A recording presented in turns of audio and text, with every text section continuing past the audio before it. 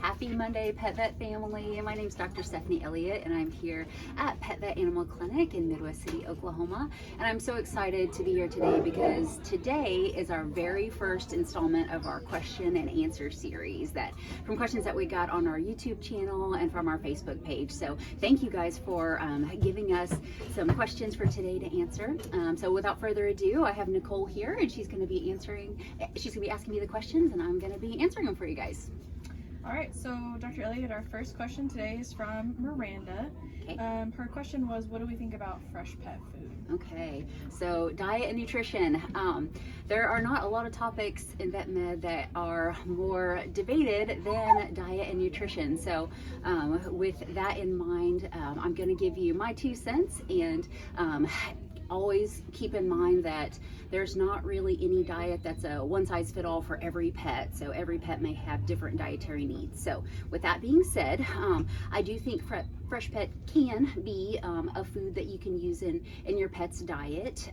I would recommend maybe not feeding fresh pet as your only source of food for your pet, and a couple reasons why. One, I think it's really important to have your pet on a good quality hard, crunchy food for a couple of reasons. One, even just chewing those kibbles will help keep your pet's teeth cleaner.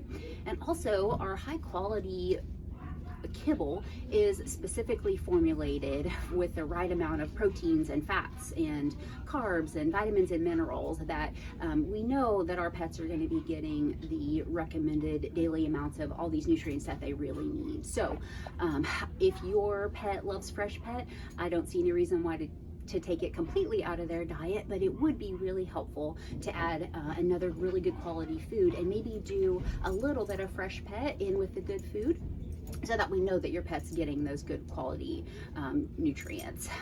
Also, just touching on a couple other things, there are a lot of pets that have very specific dietary needs. So maybe your pet has a food allergy of some kind, and I would highly encourage you to talk to your veterinarian or call us, because we can make some really good recommendations on some foods to feed your pet that are going to give your pet the very best nutrition for their particular lifestyle and for their particular needs.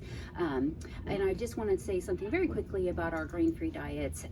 There are some pets that just can't tolerate a grain-free diet, and there's a lot of compelling research that is showing that there have been some pets that are having some heart-related issues that kind of correlate with that grain-free diet. So if your pet is on a grain-free diet, I would encourage you to talk to your veterinarian, or always call us if you have any questions.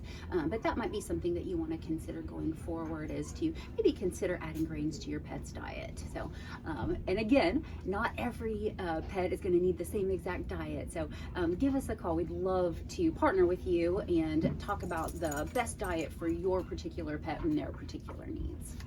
All right, Nicole, what's our next question? Our next question is from Lisa. Also, Lisa, we just want to reach out and say we're really sorry about the loss of Victor. You know, we really appreciate you and everything, and we were sorry to hear about the loss of Victor.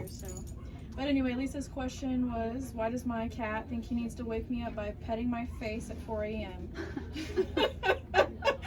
She said, nothing I've done has changed in feeding time or other routine. Just started when I lost his buddy, Victor, which, like we said, we were sorry to hear about that. Yeah. So she just wanted to touch base and make sure there's nothing she could do to prevent her other one from That's interrupting her sleep cycle.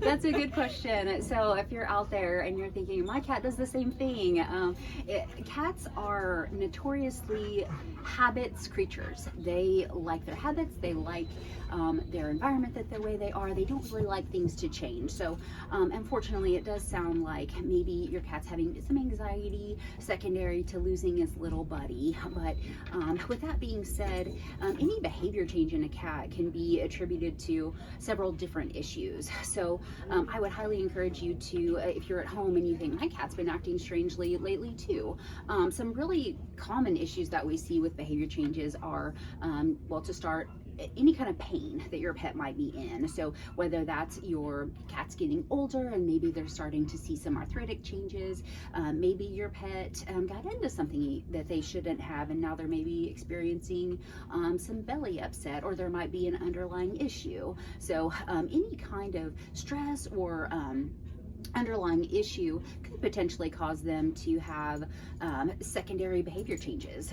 Urinary issues are another big one that we see in cats. So again, if you have a pet at home that is experiencing some different behavior changes, particularly a cat, I would highly recommend that you bring them in and let us rule out those really common underlying issues. So for example, here at Pet Vet in our clinic, we have several non-invasive ways that we can do some pretty extensive testing. We have a full blood work machine, we have a urinalysis machine, we have x-rays, and these are all very non-invasive ways that we can get answers usually within about 20 minutes to rule out some really common issues that particularly cats can have, secondary to stress or any kind of underlying issue. So again, sometimes cats behave differently because there's something going on, but sometimes pets, particularly cats, act differently because they're just kind of naughty and there may not be a thing wrong. They just are unhappy about something, or maybe they're hungry or bored,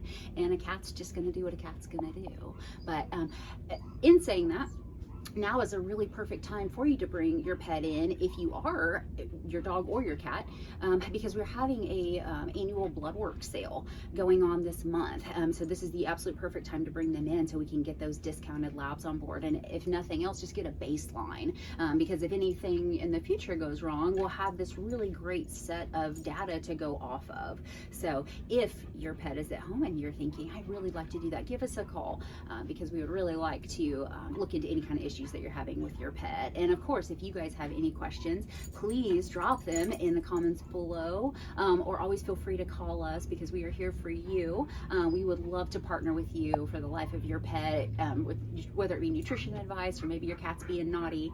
We want to be there for you guys. So again, thank you so much for joining us today, and thank you for your questions. We are so excited that you guys are engaging with us, and this was our goal with the channel the whole time, is to partner with you and to help you give your pet the best possible life. So if you have some time, like and subscribe to our channel, and stay tuned, because we're going to be posting content every week, and maybe your burning question will be featured in our very next question and answer video. So don't hesitate to call and make an appointment for us to see your pet, or drop a comment in the comments below. I hope you have a great Thanksgiving, and I hope you guys have a very, very blessed week and have a wonderful week with your family, and give your pets lots of hugs for us.